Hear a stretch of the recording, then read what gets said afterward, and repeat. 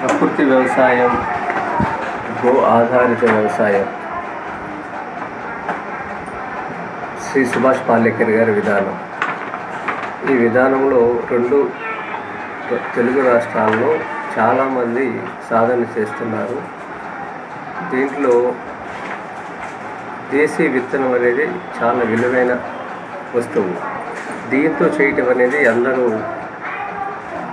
ప్రయత్నం చేయాలి. చాలామంది హైబ్రిడ్ విత్తనాలతో ప్రకృతి వ్యవసాయం చేసేవాళ్ళు కూడా ఇంకా ఉన్నారు. అలా కాకుండా విత్తనం అనేది బ్రహ్మ సృష్టి, భగవంతుడు ఇచ్చింది, అనాదిగా ఉన్నది ఈ భూమి మీద. దీంతో మళ్ళీ మనం ఈ సేద్యం చేయగలిగితే శరీరానికి అందవలసిన సూక్ష్మ పోషకాలు అందించే పని విత్తనం చేస్తుంది అన్నమాట. ఇప్పుడు ఉదాహరణకి ఒకే భూమిలో రెండు రకాలు వేసాం, సగం బ్లాక్ రైస్, సగం రెడ్ రైస్. కానీ దీంట్లో ఉన్న గుణాలు ఉన్నాయి, దీంట్లో గుణాలు ఉన్నాయి. అంటే ఈ భూమి లోపల అన్నపూర్ణేశ్వరి, అన్నీ మనకు కావాల్సిన పోషకాలు, ఖనిజాలు అన్నీ ఉన్నాయి. కానీ విత్తనం ఏం చేస్తుందంటే దాన్ని ట్రేస్ చేసి మనకు అందిస్తుంది పంట ద్వారా. అందుకని విత్తనం అనేది చాలా విలువైన వస్తువు. మరి మనం గమనిస్తే ఒకే భూమిలో రెడ్ రైస్ వస్తుంది, ఒకే భూమిలో బ్లాక్ రైస్ వస్తుంది. మరి ఎలా వస్తుందంటే అది విత్తనంలో ఉన్న గొప్పతనం అది. అందుకని విత్తనంతోనే ప్రకృతి వ్యవసాయం, గో ఆధారితం చేయాలి. ఇలా దేశవాళీ విత్తనాలతో ప్రకృతి వ్యవసాయం చేస్తారంటే తిరుమల తిరుపతి దేవస్థానం వాళ్ళు ఈ ధాన్యం కొనడానికి భవిష్యత్తులో చాలా ప్రణాళిక రచిస్తున్నారు. అక్కడ కొండ దగ్గర కూడా ఈ దేవస్థానం వాళ్ళు దేశీ వాళ్ళ విత్తనాలు భక్తులకు అందుబాటులో పెట్టమని ఒక ప్రతిపాదన చెప్పంగానే వాళ్ళు దాన్ని స్వీకరించటం, త్వరలో దాన్ని అమలుపరిచే విధంగా ఉన్నారు.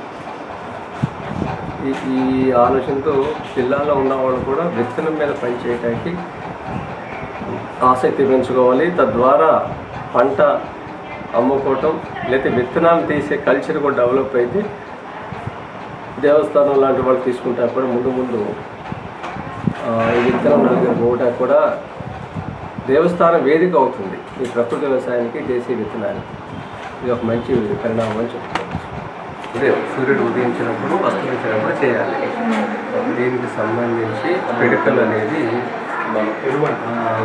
ప్రధానమైన మన రేట్లో ఆవునయ్య, దేశవాళీ మన బియ్యం లోకల్ లేకుండా తయారు చేసి సూర్యుడు ఉదయించే సమయానికి గుండు దీన్ని వెలిగిస్తారు. రెడీ చేసుకుని సూర్యుడు ఉదయించే సమయం ఒకటి ఉంటుంది, అగ్నిహోత్రం అని.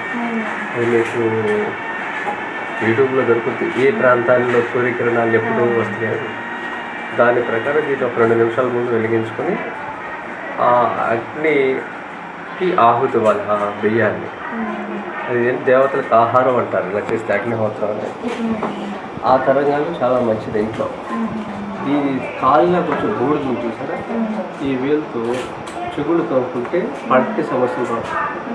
పడుకునే ముందు లేకంగానే 2 సార్లు తోముకోవాలి జీవితంలో ప్రతిరోజు. పైన, కింద, లోపల, ఈ ఏళ్ళతోనూ లోపల డెంటల్ సమస్యలు రావు.